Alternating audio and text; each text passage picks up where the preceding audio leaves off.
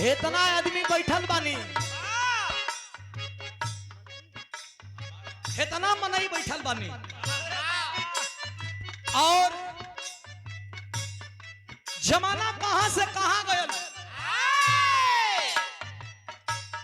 पहले का तर्ज और पहले का धुन, पहले का खाना, हर चीज में चेंजिंग हो गई। पहले गाना भी बढ़िया आवे, पहले पहनावा भी बढ़िया आवे। एगो खाली उदाहरण दे देता नहीं, हिंदुस्तान का राष्ट्रीय पोशाक धोती कुर्ता, जवन हम पहन के गावत बनी, ये राष्ट्रीय पोशाक है। अगर यही के कोनो अपने गौवा में पहन के निकलब तो कहीं कोई महापुरुषों का होता। अगर ये धोती कुर्ता पहन के अपने गौवा में चलब तो आदमी का अरे यार कुछ कम हकाए का देता। आज विदेशी पोशाक जींस कुर्ता अगर होके पहले तो लोग कहें अरे वाह क्या डिजाइन है, क्या डिजाइन है, हाय तरज कितना बढ़िया बा। कोनो लड़का के कोनो लड़की से प्यार हो गई। हाँ हो अच्छा प्यार वो होला खुशी जी। प्यार भगवान श्री कृष्ण, जहां प्यार का नाम आई, जहां प्यार का नाम आई वहां भगवान श्री कृष्ण का नाम आई। अरे वाह, इनसे बड़ा दिल लगी दुनिया में कोई कईबे ना कैल। हम कहिला प्यार जिंदगी में एक बार होला, जवन बार बार होला वो प्यार ना होला, वो हवस होला। कोनो लड़का कोनो लड़की से कहत का कहे मास्टर,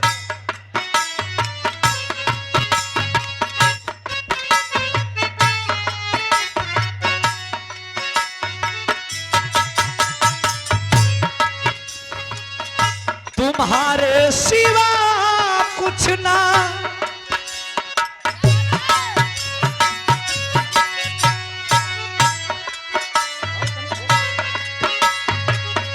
तुम्हारे सिवा कुछ ना चाहत करेंगे।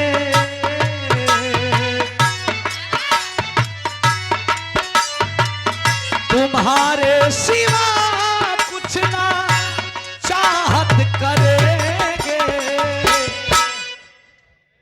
अरे जब तक जिएंगे मोहब्बत करेंगे। तुम्हारे सिवा कुछ ना चाहत करेंगे कि जब तक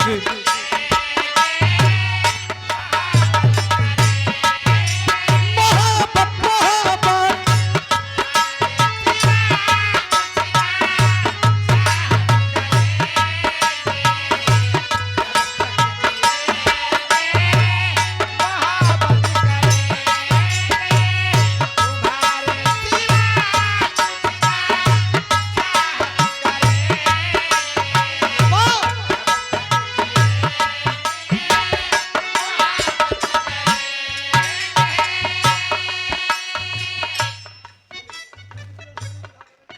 चंद्रदेव सोनी बिरहा कमेटी मालीपुर, धन्यवाद। 100 रुपया पुरस्कार प्रणाम पहुंचे।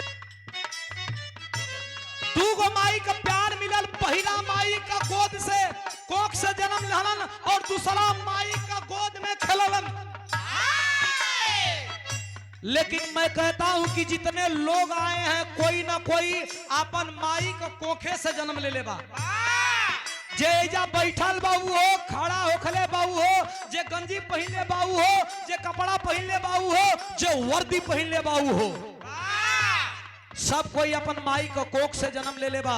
इसलिए इस धरती पे, इस ब्रह्मांड में अपनी माँ जो आपको जन्म दी है उनसे बड़ा कोई नहीं है और आपके पिता से बड़ा कोई नहीं है।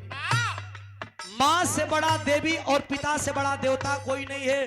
माँ के पेट में बच्चा 9 महीना रहता है, लेकिन पिता के दिमाग में 9 महीना बच्चा रहता है। इसलिए वंदना में अपनी माँ का वंदना करता है दास।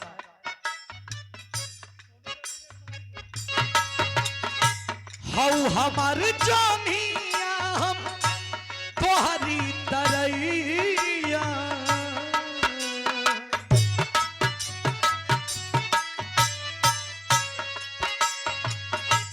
हऊ हमार जोनिया हम तोहरी तरैया तोहरा बिना हम अधूरा ये मैया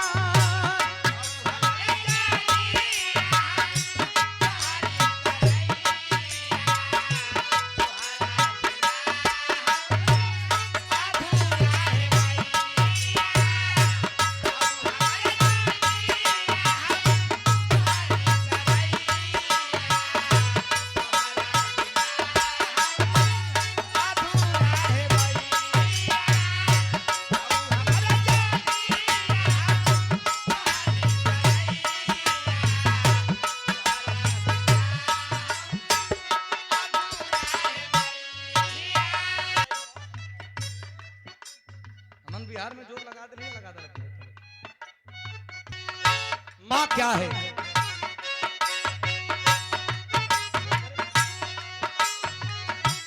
पहला अंतरा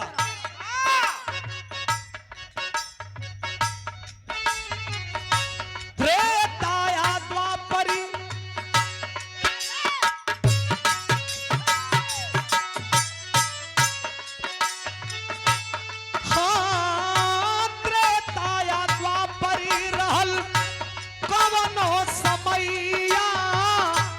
कर्जा चुकावल क्यों ना तो है रोय मैया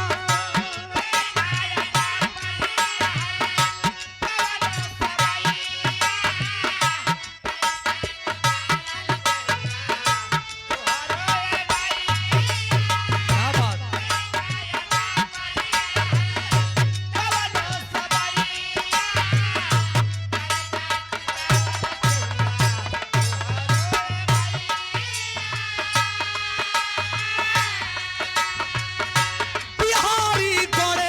गुरु के अरे लेके सहारा दुनिया में भइले राम कवैया बिहारी गणेश गुरु के लेके सहारा दुनिया में भइले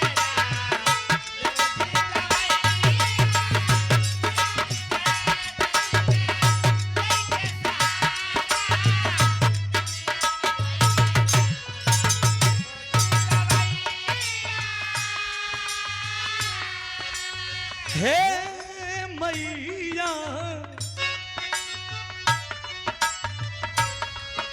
अरे विजयी पापा झलबा वह विजयी पापा झलबा यही सुधीर के मैया तोहरा बिना हम अधूरा ये